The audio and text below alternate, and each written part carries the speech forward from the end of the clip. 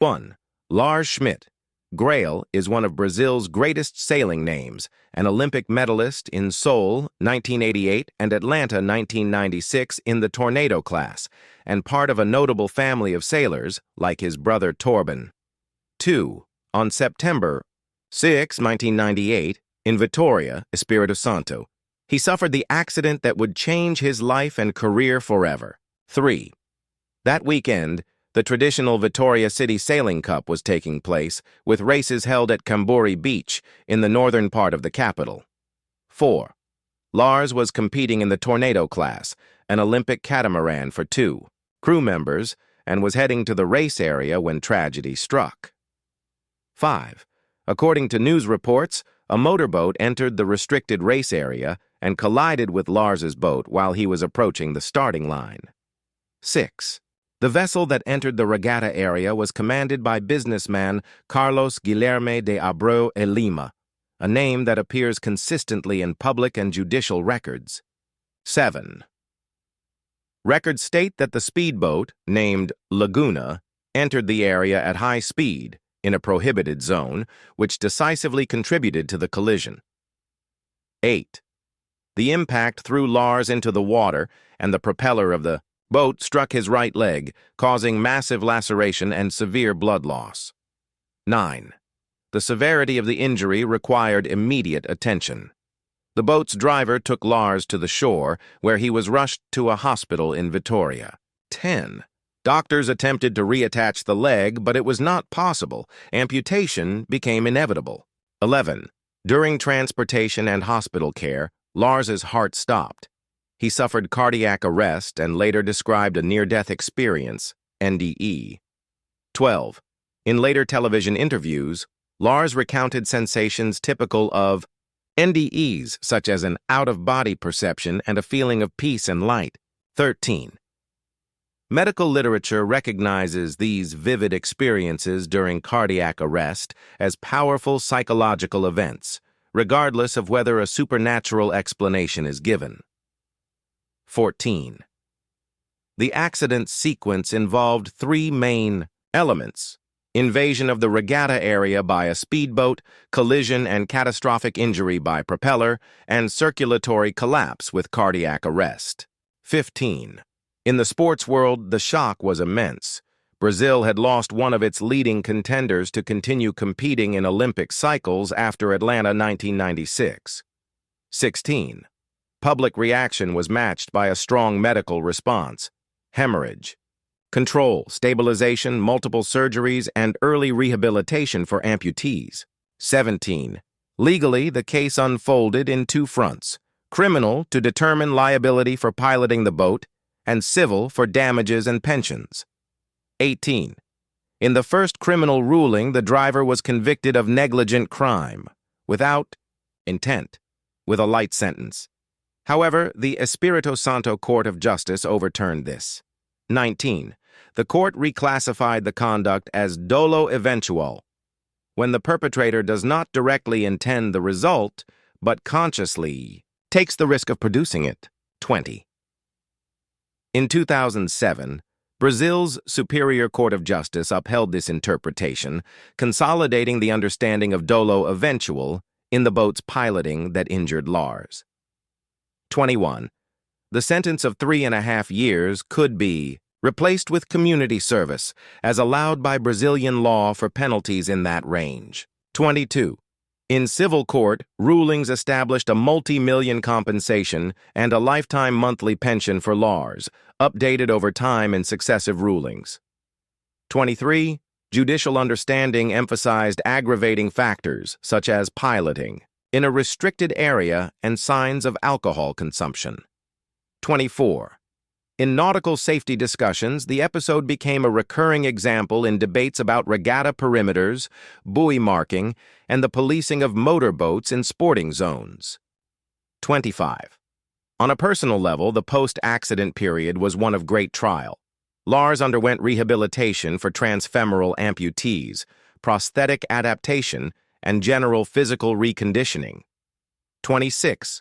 Psychologically, the NDE he reported worked as a turning point, giving him a new life perspective, purpose and redefined connection to sport. 27. Although losing his right leg seemed to end his elite athletic career, Lars defied expectations. He stayed involved in sailing, embraced sports administration, and later returned to competition. 28. In 1998-1999, he moved into public sports policy, holding leadership positions at both federal and state levels. 29. Along with his brother Torben, Lars founded the Grael Project, Instituto Rumo Nautico, a social sailing initiative for underprivileged youth, inspired by his own life turnaround after the accident. 30. The project became an important agent for social inclusion through sport, revealing talent and offering technical training and citizenship education. 31. A few years later, Lars returned to competitive sailing, this time more focused on the traditional and highly technical star class. 32.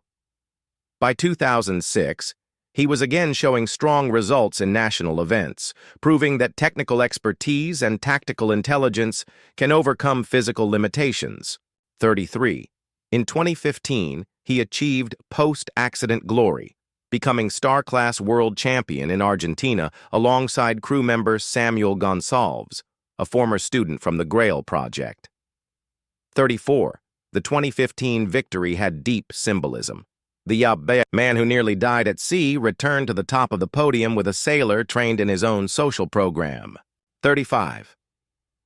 Over the years, Lars has shared his story in lectures and interviews, detailing not only the accident but also the rebuilding of his personal and athletic life. 36. In these talks, he often revisits the NDE theme, describing, with serenity, the sensations he experienced between cardiac arrests and regaining consciousness. 37. In one frank account, he said, "When I saw myself from above, it was a feeling of peace and light," a phrase that became a public summary of his NDE. 38. NDE studies note that such experiences often result in long-term changes, such as greater appreciation for life, altruism, and reoriented priorities, traits that align with Lars's path after the accident. 39. From a technical standpoint, the Tornado class demands perfect timing, physical coordination, and agility.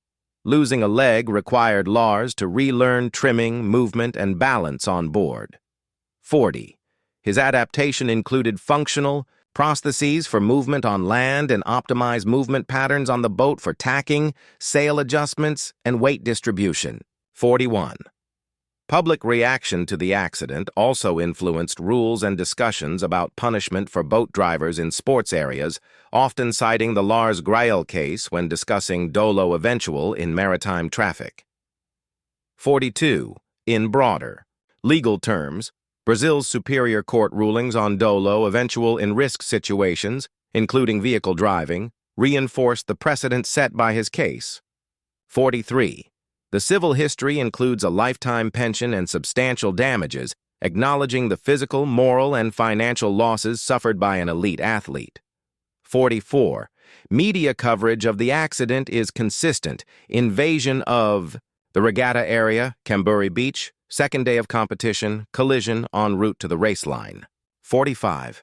Sailing archives mention that one of the first people to jump into the water to help was his old sailing partner, Clinio de Freitas, a gesture remembered by sports journalists. 46. Even after losing his leg, Lars never abandoned the sea. He rebuilt his relationship with it. Rehabilitation, gradual return to sailing, and a focus on teaching and inspiring new generations. 47. In 2015, shortly after the world title, he released his biography, which carried the message of resilience and leadership. 48. On stage, Lars shares lessons on resilience, risk management, discipline, and teamwork, always revisiting the 1998 near-death experience when asked. 49. The case also reinforced the need for coordination among yacht clubs, harbor authorities, organizers, and leisure boat pilots to ensure safety in nautical events. 50. After recovery, Lars continued to accumulate titles. in the star class, climbing national and international podiums, proving that tactical mastery can even outweigh physical limitations. 51. In public life, he remained active in sports councils and initiatives, promoting sailing and sport as tools for social change in Brazil. 52. Yet the memory of September 6, 1998, remains a turning point. From an active Olympic athlete to a survivor who redefined his purpose. 53. In legal and media circles, the case became a paradigm for accountability in dangerous maritime conduct entering competition zones. 54. The Superior Court ruling consolidated the punitive stance in criminal law, even with the possibility of replacing the sentence. 55. In civil law, the lifelong pension and damages reinforce the concept of long-term compensation for someone who lost not only a limb, but also projected earnings. 56. Socially, the Grael Project bore direct fruit, training youth, generating opportunities, and even producing champion crews, like the one that gave Lars his 2015 world title. 57. The story also underscores the importance of nautical education for the public. Respecting buoys, marked zones, and organizers' instructions saves lives.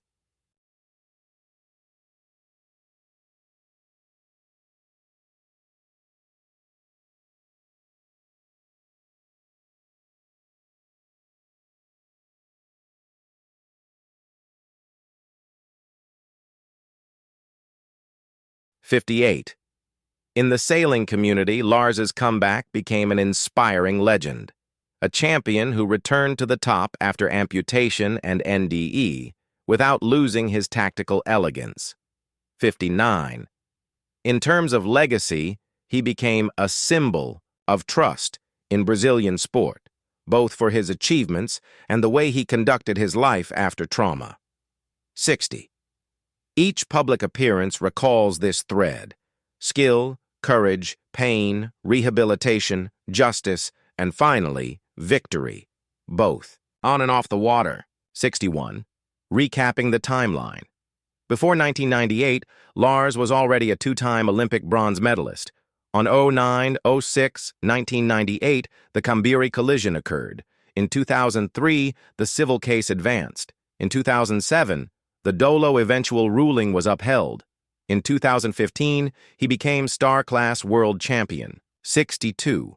The accident also paved the way for his role in public policy and sports entities, expanding his reach beyond competition. 63. In public memory, the image of a speedboat invading the race zone and the wounded Olympic hero became a lasting warning about motorized leisure responsibility.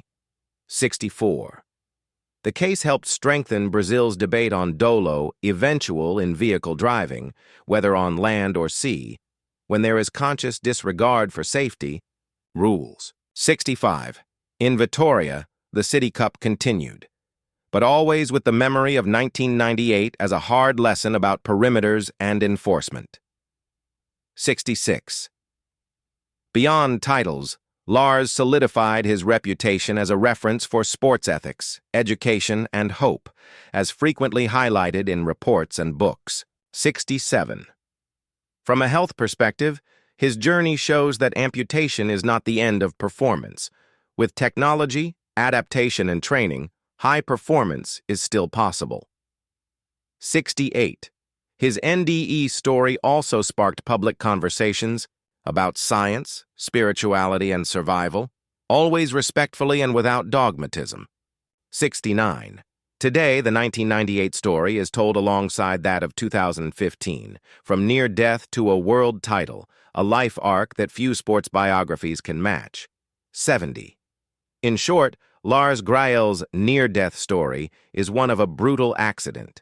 On 09/6 1998, followed by cardiac arrests and amputation, an exemplary legal case, and a return to the sea with renewed purpose, crowned by achievements that immortalized his name.